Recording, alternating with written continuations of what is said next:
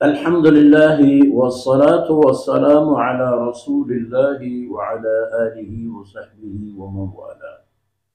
أعوذ بالله من الشيطان الرجيم. يولج الليل في النهار ويولج النهار في الليل وسخر الشمس والقمر كل يجري لأجل مسمى ذلكم الله ربكم له الملك والذين تدعون من دون الله ما يملكون من قطمير. سبحانك لا علم لنا إلا ما علمتنا إنك أنت العليم الحكيم. رب اشرح لي صدري ويسر لي أمري واحلل عقدة من لساني يفقه قولي واجعل لي وزيرا من أهلي رب زدني علما وارزقني فهما. ثم أما بعد. گرامی قدر بھائیوں، بہنوں اور پیارے بچوں، مظاہر قدرت، مشاہد قدرت الہیہ ہمارے سامنے ہے.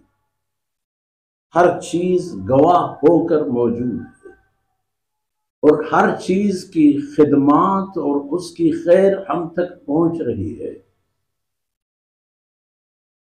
اب مزید یہ بھی دیکھ لو، یولج اللیل فی النہار، یہ اللہ کی ذات ہے کہ وہ رات کو کاٹ کر دن میں شامل فرما دیتے ہیں.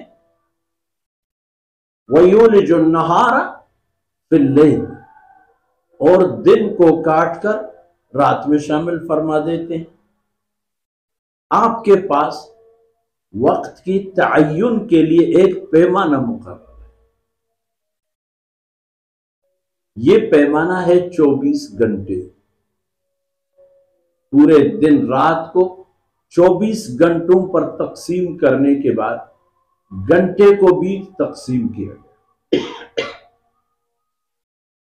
اور گھنٹے کے بعد منٹ کو بھی تقسیم کر دیا گیا، سیکنڈ کو بھی تقسیم کر دیا گیا، تاکہ وقت کی تعین اور رفتار کمی بیشی آسانی کے ساتھ معلوم کیے جا سکے.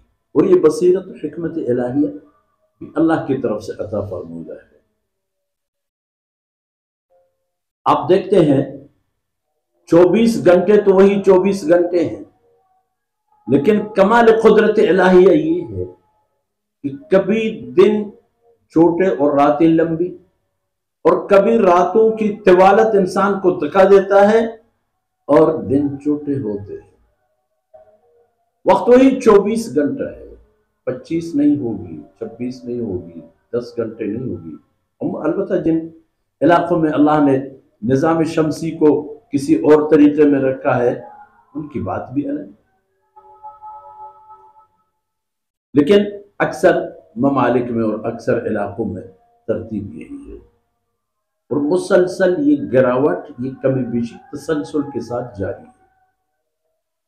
ایک وقت آتا ہے کہ دن اور رات، پہلے دن کو لے لیں، دن بڑھنا شروع کر دیتا ہے صبح کی طرف سے بھی اور شام کی طرف سے. ایک وقت آتا ہے کہ رات لمبی ہونا شروع کر دیتی ہے صبح سے بھی اور شام سے. ایک وقت ایسا آتا ہے کہ دن سے کم اور رات سے زیادہ، رات یعنی صبح سے کم اور شام سے زیادہ، شام کو کم صبح سے زیادہ. یہ تسلسل جاری جاری جاری. لیکن کون دیکھتا ہے، سمجھتا ہے اور وہ تمیز پیدا کر دیتا ہے کہ رات کا جو حصہ دن میں ڈالا گیا تھا وہ یہ ہے، کیونکہ جو حصہ رات میں شامل کیا جائے گا وہ رات کی طرح ہی ہوگا. رات کا جو کاٹ کر دن میں حصہ شامل کیا جائے گا وہ دن کی طرح. قدرت الہیہ یہ اللہ کرتا ہے. وسخر الشمس والقمر، اور اس رب کریم نے مسخر فرما دیا ہے، حکم کا تابع بنا دیا ہے سورج کو اور چاند کو. دونوں کو جو حکم دیا ہے وہ اس حکم کے پورے تابع دار. لمحہ لمحہ ادھر ادھر نہیں ہوتے.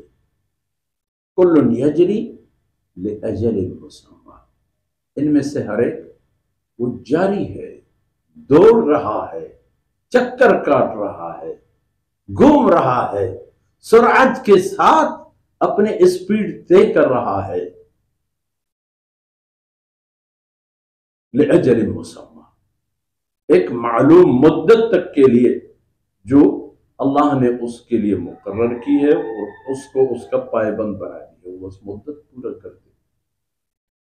رات مدت پورے کر کے دن میں تبدیل ہو جاتی ہے، دن مدت پورا کرنے کے بعد رات آ جاتی ہے، اور دن رات کی یہ مدت تکمیل کے بعد مہینہ، اور مہینوں کے بعد سال، سالوں کے بعد قیامت. سبحان اللہ. کل یجری لاجل مسمى، اور یہ سب قیامت کے آنے تک کے لیے بھی. ذالکم اللہ ربکم، یہی ہے تم لوگوں کا پالنے والا اللہ. یہی ہے ذالکم اللہ، یہ اللہ ہی ہے. ربکم، کائنات کو پالنے والا ہو، انسان تجھے بھی، اور اس ہر چیز کو جو تیرے لیے کام آتا ہے، کام کرتا ہے، ہر چیز جو تیرے لیے مفید ہے، سب کا پالنے والا اللہ کی ذات ہے. آپ کے لیے حیوانات پالنے والا، چرند پرند پالنے والا، زراعت اور درختیں پالنے والا، انواع و اقسام کے میوجات پالنے والا، وہ اللہ ہے جو تمہیں پالتا ہے.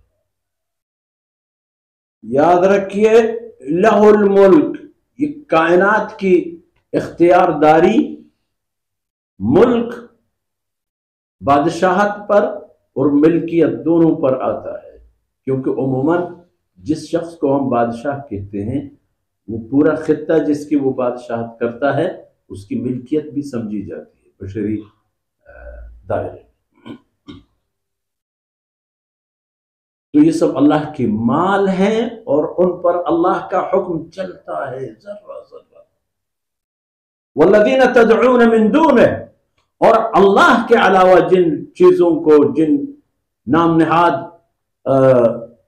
ہستیوں کو تم لوگ پکارتے ہو، ما یملکون من قطمیر، وہ تو کجور کی گٹلی کے اوپر جو ایک چلکا ہوتا ہے، اس کی حد تک بھی انہیں کوئی سلطنت نہیں ہے، کوئی مال نہیں، کوئی اختیار نہیں. چلکا کے برابر، کجور کی گٹلی کے اوپر ایک چلکا ہوتا ہے. کیا ہے اس سے؟ کھانے کی چیز بھی نہیں، بیچنے کی بھی چیز نہیں، استعمال کی بھی چیز نہیں. اللہ کے علاوہ کائنات میں جو کچھ ہے، جیسے بھی ان کو اسی مقدار میں بھی کوئی چیز ان کی ملکیت اور اختیار میں نہیں، اس پر بھی ان کی بات نہیں. اور تم لوگ آ گئے ہو اللہ کے ساتھ اوروں کو شریک کرنا، کہاں کسی اور کی بات بنے گی؟ وحدانیت الہی اور کائنات میں اللہ رب العزت کی ملکیت اور مالکیت دونوں سب ہیں، اور فقط یہ اللہ کے لیے ہیں اور اللہ کی شان ہے. اور اس بنیاد پر اپنے عقائد و اعمال استوار کرو اور اپنی دنیا و آخرت سنوارو. وصلی اللہ علی نبینا محمد وعلی آلہ وصحبہ.